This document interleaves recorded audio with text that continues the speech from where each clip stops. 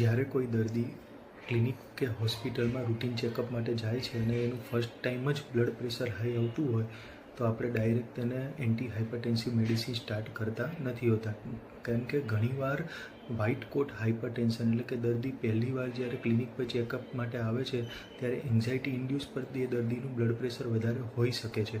તો તેવી કન્ડિશનમાં આપણે તેમને એડવાઇસ કરતા હોઈએ છીએ કે તમે અઠવાડિયા સુધી સવારે અને સાંજે 2 ટાઈમ બ્લડ પ્રેશર ચેક કરાવો. જો આ દરમિયાન 7 દિવસમાં સતત બ્લડ પ્રેશરના રીડિંગ વધારે આવતા હોય તો આપણે તેમને બ્લડ પ્રેશરની દવા સ્ટાર્ટ કરી શકીએ. સાથે તેમને એડવાઇસ બી આપી શકીએ કે લાઇફસ્ટાઇલ મોડિફિકેશન કરવી જરૂરી છે. લાઇફસ્ટાઇલ મોડિફિકેશનમાં દર્દીએ સોલ્ટ રેસ્ટ્રિક્ટેડ ડાયટ ખાવો જોઈએ, એ સાથે ફ્રૂટ્સ અને વેજીટેબલ્સનું પ્રમાણ વધારવું જોઈએ, વજન ઘટાડવું જોઈએ, દિવસનું 30 મિનિટ મિનિમમ વોકિંગ કરવું જોઈએ.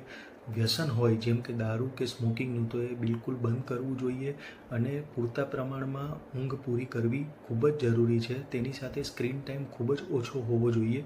આ બધું જ જો દર્દી વ્યવસ્થિત ફોલો કરશે તો તેના બ્લડ પ્રેશરના રીડિંગમાં ચોક્કસ ખૂબ જ ફાયદો જોવા મળશે. હાઈ બ્લડ પ્રેશર થવા માટે દર્દીની એજ, દર્દીની લાઇફસ્ટાઇલ, દર્દીની ફેમિલી હિસ્ટ્રી તથા કોઈ કોમોર્બિડ કન્ડિશન છે કે નહીં તે બધી જ વસ્તુ દર્દીના હાઈ બ્લડ પ્રેશર માટે ઇમ્પોર્ટન્ટ છે.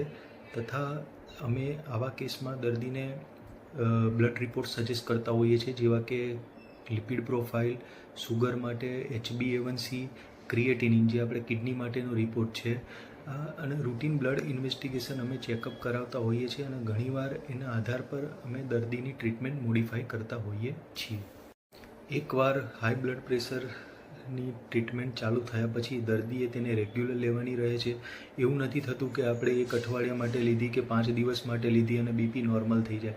એકવાર સ્ટાર્ટ કર્યા પછી તેને રેગ્યુલર 3 to 6 મંથ્સ માટે લેવી પડે છે અને સાથે સાથે આપણે લાઇફસ્ટાઇલ મોડિફિકેશન બી કરવા પડે છે અને જેના આધારે અમે એવરી મંથ દર્દીને ફોલોઅપ માટે બોલાવીએ છીએ અને એનું બીપી રીડિંગ લઈએ છીએ. અને જો બ્લડ પ્રેશર લાઇફસ્ટાઇલ મોડિફિકેશન પછી સારું રહેતું હોય તો અમે ટ્રાય કરતા હોઈએ છીએ કે દર્દીને બ્લડ પ્રેશરની દવાઓનો ડોઝ ઓછો કરવો કે પછી બંધ કરીને જોતા હોઈએ છીએ.